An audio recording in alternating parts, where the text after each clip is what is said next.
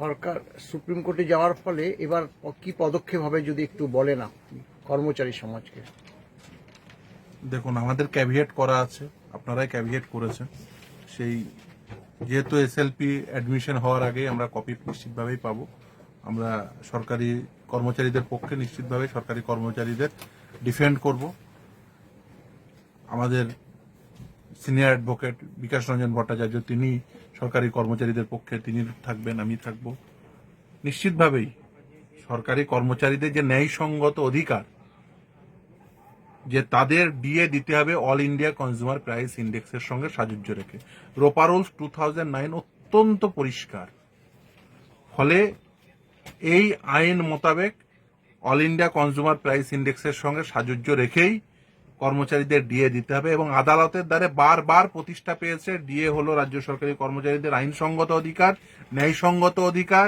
Even Kolkata হাইকোর্টের যে সর্বশেষ রায় গত 20 মে, সেখানে নির্দিষ্টভাবে বলে দিয়েছেন মহামান্য বিচারপতিদ্বয় হরিশ ট্যান্ডন এবং মহামান্য বিচারপতি রবীন্দ্রনাথ সামন্ত যে ডিএ রাজ্য সরকারি কর্মচারীদের মৌলিক অধিকার। ফলে মৌলিক অধিকার যেহেতু প্রতিষ্ঠা পেয়েছে, আইনসঙ্গত অধিকার, ডিএ মৌলিক অধিকার বলে প্রতিষ্ঠা পেয়েছে, তাই কারণ প্রতিদিনের লাইভলিহুডের সঙ্গে যুক্ত, প্রতিদিন মূল্যবৃদ্ধি ঘটছে। আপনি যদি সেই মূল্যবৃদ্ধির সঙ্গে সাযুজ্য রেখে কর্মচারীদের ডিএ না দেন, তাহলে আসলে যেটা হয় তাদের বেতন হ্রাস পায়। এই সহজ সত্য বুঝতে এত অসুবিধা হচ্ছে কেন, আমি সত্যি সত্যি সেটা আমার বোধগম্য হচ্ছে না। যেখানে নির্দিষ্টভাবে বলা আছে ডিএ দিতে হবে রাজ্য সরকারি কর্মচারীদের অল ইন্ডিয়া কনজিউমার প্রাইস ইন্ডেক্সের সঙ্গে সাযুজ্য রেখে, এবং গোটা দেশে এআইসিপিআই একটাই হয়, সেটি কেন্দ্রীয় সরকার তার কর্মচারীদের জন্য অল ইন্ডিয়া কনজিউমার প্রাইস ইন্ডেক্সের সঙ্গে সাযুজ্য রেখে তার কর্মচারীদের ডিএ দেন। অন্যান্য রাজ্যের সরকার তারাও অনেকেই ডিএ দেন অল ইন্ডিয়া কনজিউমার প্রাইস ইন্ডেক্সের সঙ্গে সাযুজ্য রেখে। কিন্তু দুর্ভাগ্য হলো এ রাজ্যে সেটা দেওয়া হয় না, দেওয়া হচ্ছে না বর্তমান সরকারের আমলে। এর আগে রোপা রুলস 2009 এর আগের সরকার, অর্থাৎ এর আগে যে দল রাজ্য সরকার পরিচালনা করত, সেই দল সেই যে রোপা রুলস 2009 তৈরি করেছিল, সেই রোপা রুলস 2009 নির্দিষ্টভাবে বলছে ডিএ দিতে হবে অল ইন্ডিয়া কনজিউমার প্রাইস ইন্ডেক্সের সঙ্গে সাযুজ্য রেখে। বর্তমানের যে রোপা রুলস ওই পোর্শনটাই তুলে দিয়েছেন নিজের কর্মচারীকে বঞ্চিত করার জন্য। দুর্ভাগ্য, নিজের বাড়ির লোক তাকে বঞ্চিত করছেন। মানে যে কর্মচারীদের দিয়ে আপনি প্রতিদিন কাজ করাতে চান, প্রতিদিন কাজ করাবেন, তাদের বঞ্চিত করছেন। নিশ্চিতভাবেই এই যে প্রতিষ্ঠিত সত্য, এই প্রতিষ্ঠিত সত্য সর্বোচ্চ ন্যায়ালয়েও এই প্রতিষ্ঠিত সত্য আবার প্রতিষ্ঠা পাবে।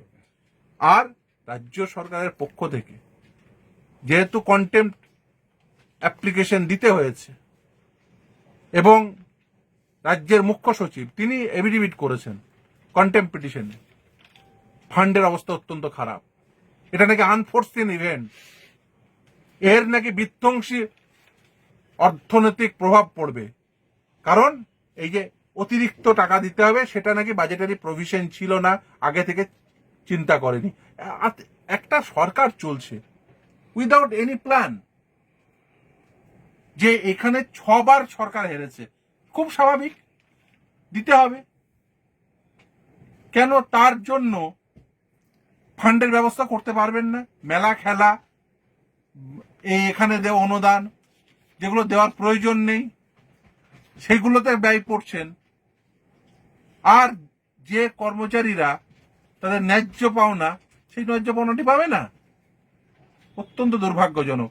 এবং রাজ্য সরকারের কর্মচারীদের তাদের ন্যায্য পাওনা পাওয়া উচিত, আইনসঙ্গতভাবেই পাওয়া উচিত। এবং ডিএ যে রাজ্য সরকারি কর্মচারীদের ন্যায়সঙ্গত আইনসঙ্গত মৌলিক অধিকার, সেটি আদালতের দ্বারে বারবার প্রতিষ্ঠা পেয়েছে এবং আমি আশা করি সর্বোচ্চ আদালতেও সেটা প্রতিষ্ঠা পাবে। এবং রাজ্য সরকারি কর্মচারী কুল তারা প্রত্যেকে উপকৃত হবেন। এবং এই যে মুখ এবং মুখোশ এর পার্থক্য বুঝতে পারবেন। মুখে বলছেন আমরা দিতে চাই, কিন্তু আসলে কি সেটা চাইছেন? বারবার কর্মচারীদের বাধ্য করছেন। দয়া করে রাজ্য সরকার তার কর্মচারীদের এইভাবে বঞ্চিত করবেন না। এই বঞ্চনার ইতিহাস আর দীর্ঘায়িত করবেন না। আপনাদের স্ট্যান্ড পয়েন্ট যে ভুল, সেটা আদালতের দ্বারা প্রতিষ্ঠা পেয়ে গেছে। সত্যতার উপর দাঁড়িয়ে যে ডিএ রাজ্য সরকারি কর্মচারীদের আইনসঙ্গত অধিকার এবং তাদের ডিএ মিটিয়ে দিন। যত দীর্ঘায়িত করবেন তত আপনার উপর চাপ বাড়বে। অনেক অনেক ধন্যবাদ আপনাকে।